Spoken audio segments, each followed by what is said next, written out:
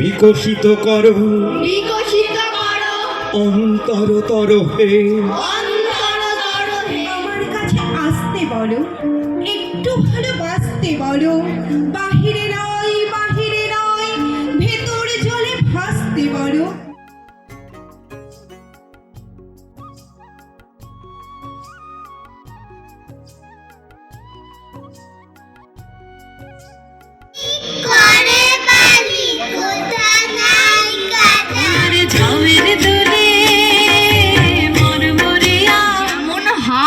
তার তেমনি থাবা, ওরে বাবা ওরে বাবা।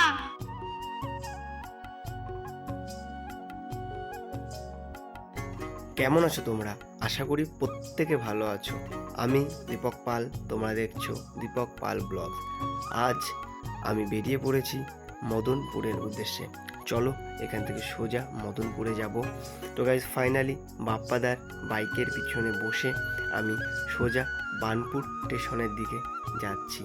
তো তোমাদেরকে একটাই কথা বলতে চাই, আমাকে অবশ্যই একটা লাইক একটা কমেন্ট দিয়ে সাপোর্ট করবে, আর চ্যানেলে নতুন হয়ে থাকলে অবশ্যই চ্যানেলটাকে সাবস্ক্রাইব করে পাশে থাকবে। আর হ্যাঁ, যদি তোমরা ভিডিওটা ফেসবুক থেকে দেখো তাহলে অবশ্যই ফলো করে দেবে। আর প্রত্যেকের কাছে একটাই রিকোয়েস্ট, কেউ ভিডিওটা স্কিপ করবে না, সম্পূর্ণ দেখবে। আশা করি প্রত্যেকের ভিডিওটা খুব ভালো লাগবে। তোমরা যদি ফেসবুক থেকে দেখো তাহলে অবশ্যই ভিডিওটা লাইক করবে, আর ইউটিউব থেকে দেখলেও লাইক করে দেবে। চলো ভিডিওটা সম্পূর্ণ দেখতে থাকো। আর কথা বলতে বলতে অনেকটা রাস্তায় চলে আসলাম। আর গাইজ তোমরা দেখতে পাবে যে প্রচুর ভিড় কাটিয়ে ফাইনালি আমি পৌঁছে গেছি বার্নপুর স্টেশনে। তো বার্নপুর স্টেশনে আসার পর খানিকটা সময় দাঁড়ালাম, তারপর দেখতে পাচ্ছ তোমরা ট্রেন চলে এসেছে। এখন আমরা ট্রেনে উঠে পড়বো। তো গাইজ ট্রেনে উঠে পড়েছি, এখন সোজা মদনপুর।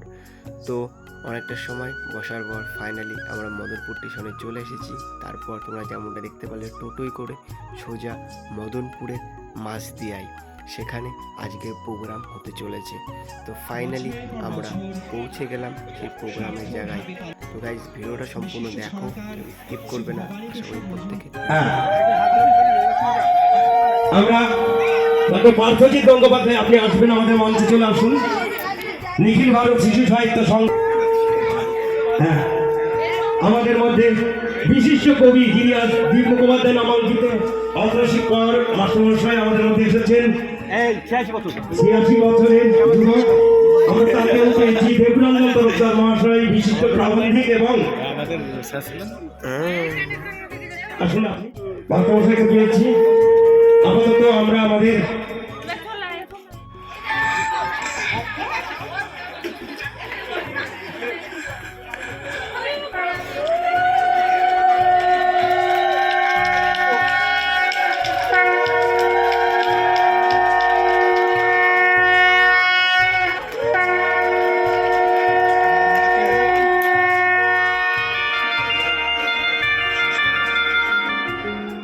অন্তর মম বিকশিত করো অন্তর তর হে। নির্মল করো উজ্জ্বল করো সুন্দর করো হে। জাগ্রত করো উদ্যত করো নির্ভয় করো হে। মঙ্গল করো নিরলস নিঃসংশয় করো হে।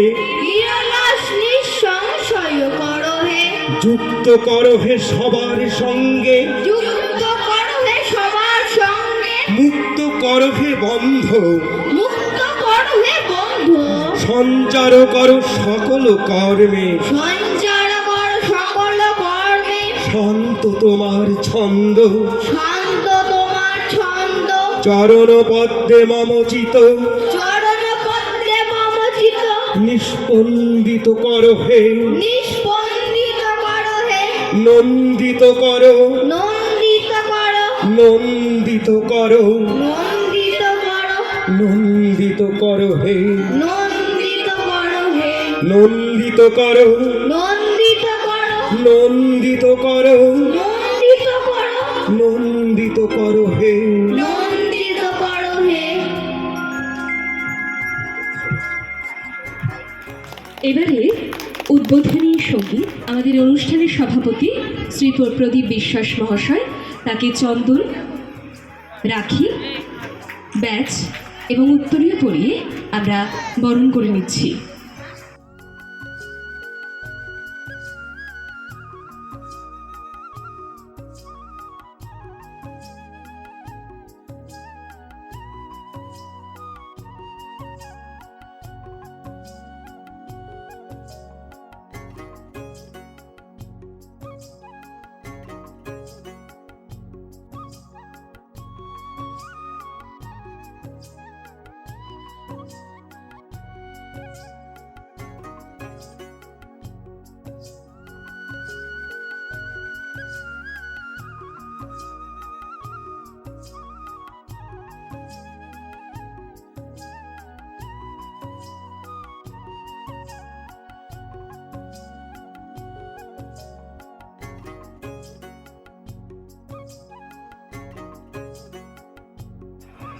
বিহানবেলা পত্রিকা প্রকাশ হচ্ছে, যে কথাগুলি বলেছেন যে অনেকটা পাতা জুড়ে দীপ মুখোপাধ্যায় ক্রোড়পত্র, আর আমরা যেমনটি করি তেমনটি করেছি। বিহানবেলা পত্রিকা, বিহানবেলা নামাঙ্কিত পুরস্কারে পুরস্কৃত হবেন মাননীয় চন্দননাথ, তিনি আসছেন। এই পত্রিকা সম্পর্কে খুব সংক্ষেপে দু চার কথা বলবেন। সামনেও যারা আছেন প্রত্যেককে আমার শুভেচ্ছা, অভিনন্দন, ভালোবাসা জানিয়ে সুমনদা সঙ্গে সঙ্গে একদম পত্রিকা ধরিয়ে দিলেন আমাকে। কাল রাত্রেই খবরটা দিয়েছেন যে আমাকে কিছু বলতে হবে পত্রিকা নিয়ে। তো সেক্ষেত্রে পত্রিকা তো হাতে পাচ্ছি না, কিন্তু ও একটা পিডিএফ থেকে অল্প একটু জাস্ট কিছুটা চোখ বুলিয়ে নেওয়া ছাড়া কোনো উপায় ছিল না। অনুভবতা সেটা সম্পাদকের মধ্যে বরাবরই থাকে, এবারে তার ব্যতিক্রম হয়নি। আজকের আমরা যে শিশু সাহিত্য পত্রিকা হিসেবে বিহানবেলা হাতে নিয়ে আছি, এইরকম একটি শিশু সাহিত্য পত্রিকার সূচনা হয়েছিল রবীন্দ্রনাথ ঠাকুরের সহজ পাঠের সহজ কথা। নির্দেশনা আমি সুমন বিশ্বাস। ছোট নদী চলে বাঁকে বাঁকে, বৈশাখ মাসে তার হাঁটু জল থাকে। পার হয়ে যায় গরু, পার হয় গাড়ি, দুই ধার উঁচু তার, ঢালু তার বাড়ি। হাওয়ায় করেছি যে দান, আগুন হাওয়ায় হাওয়া।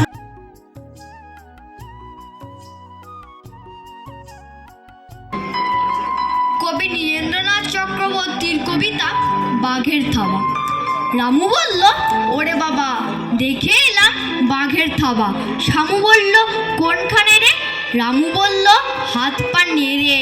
ক্যানিং থেকে খানিক দূরে ঘুরছিল সে মানিকপুরে। যেমন হা তার তেমনি থাবা, ওরে বাবা ওরে বাবা। মানিকপুরের থেকে শামু ঘুরে এসে বলল, রামু বাঘের গপ্প ফেদে পাড়ার লোকগুলোকে হাসাস নে আর। বাঘ ভেবেছিস তুই যাকে, সে কালকে গেল ব্রহ্মদেশে। মাথায় দিয়ে সোলার টুপি, ব্যাঘ্র নয় সে বহুরূপী। নমস্কার।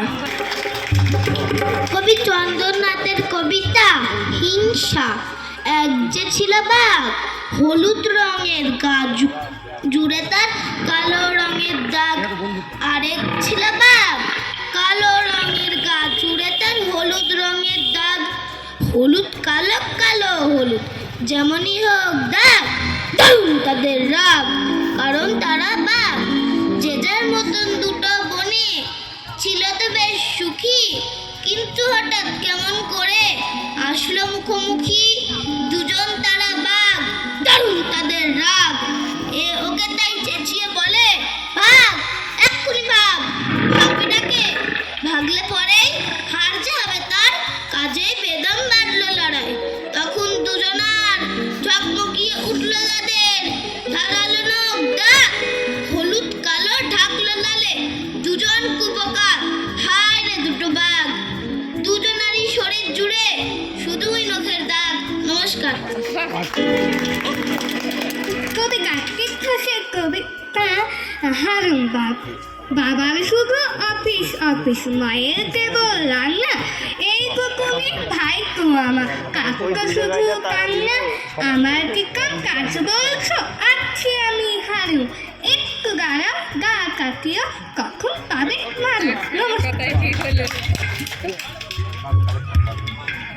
কবি চন্দ্রনাথের কবিতা বড় সমস্যা বাঘের ছানাটি হালুম শিখছে না যে ভীষণই চিন্তা ছানাটির বাবা মার যখনই বলছে ও সোনা হালুম বলো মিউ মিউ করে উঠছে সে ততবার হালুম না শিখে কি করে সে বাঘ হবে কি করে পাবে সমীয় সর্বজনের এই দুনিয়াতে হুঙ্কার বড় দামি সেটাই যে রীতি যে কোনো জল্লাবনের গায়ে জোর তোর হোক আর নাই হোক হালুম শেখাতে হবেই বাচ্চাটাকে জানাশোনা কোনো স্পিচ থেরাপিস্ট আছে থাকলে জানিও ছানাটির বাবা মাকে।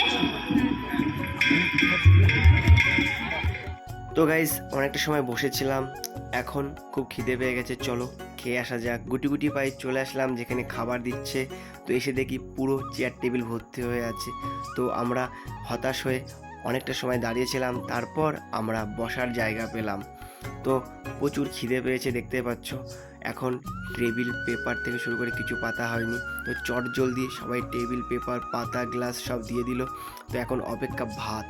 তো ভাত ফাইনালি চলে এসেছে, এখন জমিয়ে খাবো, তারপর আবার অনুষ্ঠান দেখব, তারপরে বাড়ির দিকে রওনা দেবো। তো দেখতে পাচ্ছ বেগুন ভাজা, ডাল আর সবজি, খুব খুব সুন্দর এবং সুস্বাদু খেতে। আমি তো জমিয়ে খেলাম। আর চলো খাবারটা শেষ করে নিই, তারপর আবার কথা হচ্ছে তোমাদের সাথে। কেউ ভিডিওটা স্কিপ করে চলে যাবে না। তো গাইজ খাওয়ার পর আবার আমরা চলে এসেছি কবিতা অনুষ্ঠান দেখতে। চলো অনুষ্ঠানটা সম্পূর্ণ মন দিয়ে দেখা যাক। এসে মধু ছন্দা ফুল নেবে বাবু মালা নেবে মাগো তারা তো দু হাত মেলে একদিন এক আধুনিকালেরই দিল তারে ঠেলে ফেলে গেল গেল গেল উঠলো আওয়াজ থেতো মাংসের তাল রজনীগন্ধা গোলাপ বালিকা পিষে মিশে লালে লাল শহীদ মিনারের শিশু দিবসের বাজছে বিজয় বিন हम होंगे कामयाब हम होंगे कामयाब हम होंगे कामयाब एक दिन। শুরু করছি দলগত আবৃত্তি কবিতায় প্রেম। আমার কাছে আসতে বলো একটু ভালোবাসতে বলো বাহিরে নয় ভেতর জলে ভাসতে বলো প্রেম ছোট্ট দুটি শব্দ উচ্চারণে প্রকাশে তার বিস্তার অনেক। তো গাইজ এখন আমি টোটোতে বসে আছি, টোটোয় করে সোজা যাব মদনপুর, তারপর ওখান থেকে ট্রেন ধরে সোজা বাড়ি। তোমাদেরকে একটাই কথা বলতে চাই, ভিডিওটা যদি এই পর্যন্ত দেখে থাকো তাহলে অবশ্যই এটা লাইক করবে, চ্যানেলে নতুন হয়ে থাকলে অবশ্যই চ্যানেলকে সাবস্ক্রাইব করে পাশে থাকবে। কথা বলতে বলতে গাইজ ফাইনালি আমরা চলে এসেছি মদনপুর এবং সেখানে দেখতে পাচ্ছ ট্রেন ঢুকে গেছে। এই ট্রেনে করে এখন যাব রানাঘাট, তারপর রানাঘাট থেকে গেজে লোকাল ধরে সোজা বাড়ি। ট্রেনে দেখতে পাচ্ছ প্রচুর ভিড়, আর আমরা উঠেছি মাল বগিতে, যেখানে ভ্যান্ডারি বগি বলা হয়, যেটাই বাঙালি মতে যেখানে কাঁচা মাল সবজি নিয়ে যাওয়া হয়, আমরা সেই বগিতে উঠেছি। চলো, তো ফাইনালি আমরা রানাঘাট চলে এসেছি গাইজ। তো এখন রানাঘাট নেমে ট্রেন পাল্টাবো, তারপরে আবার গেদে লোকাল ধরে বার্নপুর স্টেশনে নামবো। তো গাইজ ফাইনালি তোমরা দেখতেই পারলে রানাঘাট থেকে ট্রেনে উঠে অবশেষে আমরা বার্নপুর স্টেশনে চলে এসেছি। তোমাদেরকে একটাই কথা বলতে চাই, তোমরা যদি ভিডিওটা এই পর্যন্ত দেখে থাকো তাহলে অবশ্যই একটা লাইক করবে, চ্যানেলে নতুন হয়ে থাকলে অবশ্যই চ্যানেলটাকে সাবস্ক্রাইব করে পাশে থাকবে, আর ফেসবুকে দেখলে অবশ্যই ফলো করে দেবে। চলো এখান থেকে সোজা বাড়ি যাওয়া যাক, খুব ক্লান্ত হয়ে পড়েছি। এখান থেকে সোজা বাড়ি, তারপর আজকের ভিডিও এখানে শেষ করব। চলো সোজা রাস্তা ধরে চট জলদি বাড়িতে ফেরা যাক।